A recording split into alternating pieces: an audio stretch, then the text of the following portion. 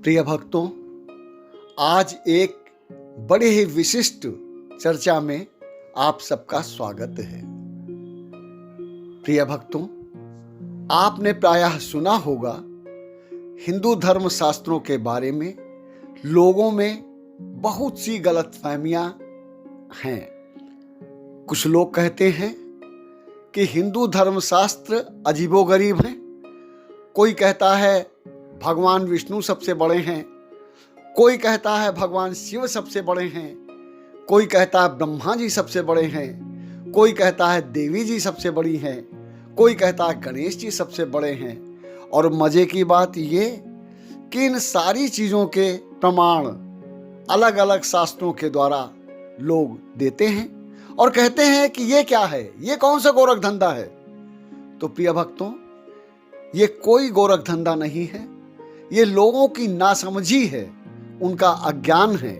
आज हम इसी रहस्य से पर्दा उठाने का प्रयास कर रहे हैं। प्रिय भक्तों, आज तक प्रायः आपके सामने किसी ने इस विषय को छूने की हिम्मत नहीं की, कोई इस पचड़े में नहीं फंसा, बच के निकलते रहे।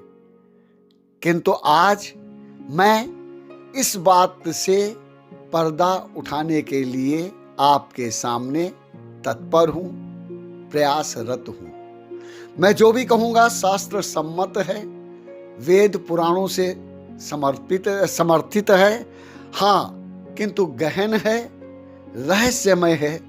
जब तक इसका ज्ञान कायदे से, नियमानुसार, पात्रता के अनुसार प्राप्त नहीं होगा, तब तक ये विषय दुर्लभ है। तो प्रिय भक्तों, सुनने की कृपा करें, ध्यान दें। वास्तविकता ये है कि भगवान के दो रूप हैं। एक उनका ईश्वर रूप है, एक देव रूप है। जो हमारे पुराण आदि हैं, प्रायः इनमें देव रूप का वर्णन मिलता है। जो ईश्वर है वो एक है, वही देवता है, वही ईश्वर है। किंतु सृष्टि लीला में ईश्वर तत्व देव तत्व से बहुत ऊपर है। उस ईश्वर तत्व के 5 रूप हैं। वो रूप हैं गणेश के, शिव, माता, विष्णु और कहीं कहीं ब्रह्मा या सूर्य। इस तरह से भगवान विष्णु, भगवान शिव, गणेश जी, माता और ब्रह्मा या सूर्य, ये 5 रूप भगवान के हैं, ईश्वर के हैं। सृष्टि के आदि में इन्हीं 5 रूपों में कोई एक रूप प्रकट होता है। वो जो रूप प्रकट होता है, उस काल का, उस सृष्टि का वही सबसे प्रधान, सर्वोपरि होता है। फिर ईश्वर का वो रूप, चाहे वो गणेश रूप हो, नारायण रूप हो, शिव रूप हो, माता रूप हो, सूर्य या ब्रह्मा रूप हो, सृष्टि लीला के लिए वो एक 3 रूप रखता है, ब्रह्मा, विष्णु, महेश का। ये देव रूप होते हैं जो वो ईश्वर रखता है। इस देव रूप में, इस देव रूप त्रिदेव से ही सृष्टि का सब कुछ संपन्न होता है।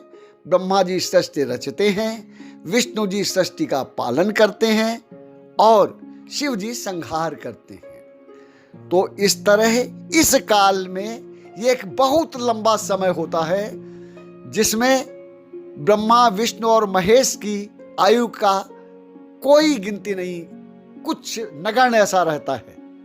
ईश्वर ही सर्वसत्य है, वो एक है, वही 5 रूपों में प्रकट होता है, वो ईश्वर तत्व है।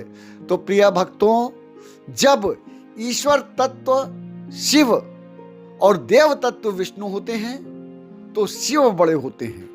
इसी तरह जब ईश्वर तत्व विष्णु और देव तत्व शिव होते हैं तो विष्णु बड़े होते हैं। साधारण सी बात है कि देव रूप में उनका स्थान छोटा है, ईश्वर रूप में बड़ा है। ईश्वर एक है, वही 5 रूपों में प्रकट होता है। इस बात को ना जानने के कारण ही हिंदू धर्म शास्त्रों के लिए इतनी अफवाहें और इतनी विडंबनाएं फैलाई जाती हैं, कहा जाता है, जबकि सत्य ये नहीं है। शिव पुराण में शिव के ईश्वर रूप को लिया गया है, विष्णु के देव रूप को लिया गया है। यहाँ भक्तों, षष्ठी किसी से शुरू हो, चाहे देवी से, चाहे गणेश से, चाहे विष्णु से, चाहे नारायण से, किसी से भी, 5 में किसी से भी, सबसे पहले वो 3 देवों के रूप में अवतरित होता है, ब्रह्मा विष्णु महेश।